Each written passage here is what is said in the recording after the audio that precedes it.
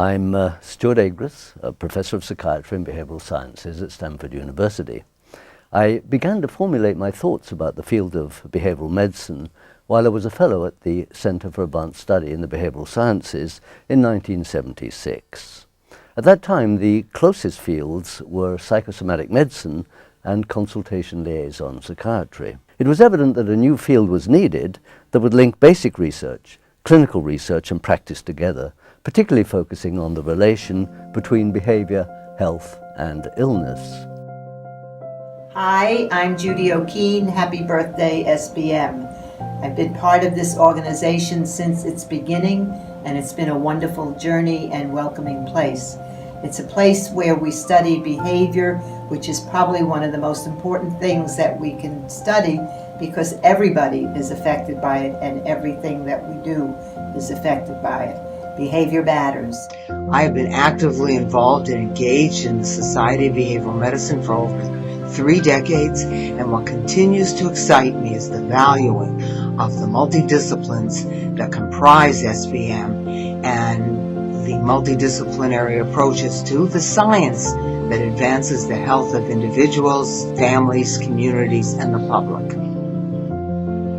I really enjoyed collaborating with Edward Serafino back in the early 90s on what I think was the first clinical health psychology internship guide.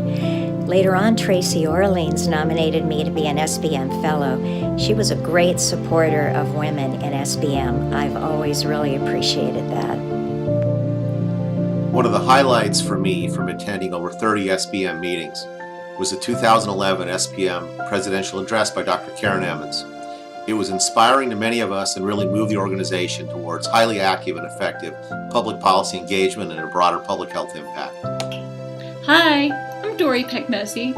My favorite SPM memory is David Allison's 2007 keynote on putative contributors to obesity. He really challenged us to think outside the box and helped me appreciate the need for transdisciplinary research in this area. 97, one of my first SBM conferences. I answered a question for one of the speakers. We started collaborating. The resulting paper, one of my highest cited papers. SBM has been my scientific home ever since I began my doctoral studies in social psychology.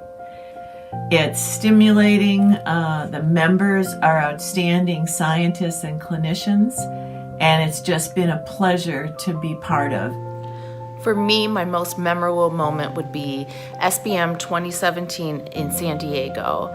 I was listening to Jim Salas's presidential address with goosebumps. I felt that I was being called to action. I felt inspired. And when I left, I went home and changed the way that I approached my teaching, the way that I engaged in the community, even my thinking about my research. It was really life-changing for me. So one of my favorite memories is advocating in Capitol Hill, where I met with congressional staffers and legislators to discuss advances in behavioral medicine and how these advances had an important economic and public health impact in the communities that they represent. My favorite moments in SBM's 40-year history had to be in San Diego a few years ago when the newly elected chair of the Digital Health Council, Dr. Ellen Beckjord, declared that when it came to SBM's involvement in digital health, it's not a moment. It's a movement. She was quoting the play Hamilton. I was pretty sure she was going to break out into song. I'm so excited about being involved in SBM because it's a learning experience, but also provides an opportunity to network with experienced researchers. I'm excited about being involved with SBM because I believe in the power of behavioral medicine to improve the health and well-being of others. I've seen its value firsthand, and I'm so excited to be part of an organization devoted to advancing and sharing that value. I'm excited to be involved in SBM because I get to interact and learn from people from so many different backgrounds and disciplines. Hearing from different perspectives has made me a better scientist and very enthusiastic for the future of behavioral medicine. I'm excited because SBM provides a platform for me to network with my peers as well as leading researchers in the field of behavioral medicine. I think it's the perfect opportunity for young researchers like myself to gain additional insight as well as new perspectives on where we are and where we still have to go in the field of behavioral medicine. When I think about the opportunities that lie ahead, rather than specific topics, I think about the need for an appropriate balance between incorporation of basic science in terms of especially cognitive science and neuroscience with a problem focus that maintains contact with and ultimately solves real problems of physical health. We've gone beyond our typical psychological models and are using now ecological models. We've gone into technology. We've expanded into many different health behaviors and conditions, showing the power of behavior in health. SBM members have played a central role in documenting health disparities, understanding their determinants, and developing effective interventions to reduce disparities in a number of health domains. There are still research gaps to be addressed, no doubt about it, but I think that SBM can be proud that its members and as an organization, it has supported key work in the reduction and the understanding of health disparities in our populations. I'm so proud of the many contributions that we've made. Think about it. We've significantly contributed to the reduction of smoking prevalence in this country to historic lows. We've reduced the prevalence of preventable cancers. We've demonstrated that behavioral strategies work better than medical strategies and medication in preventing diabetes. We've increased our knowledge about health disparities and have developed strategies for increasing health equity. And these are just a few of the many contributions that we've made.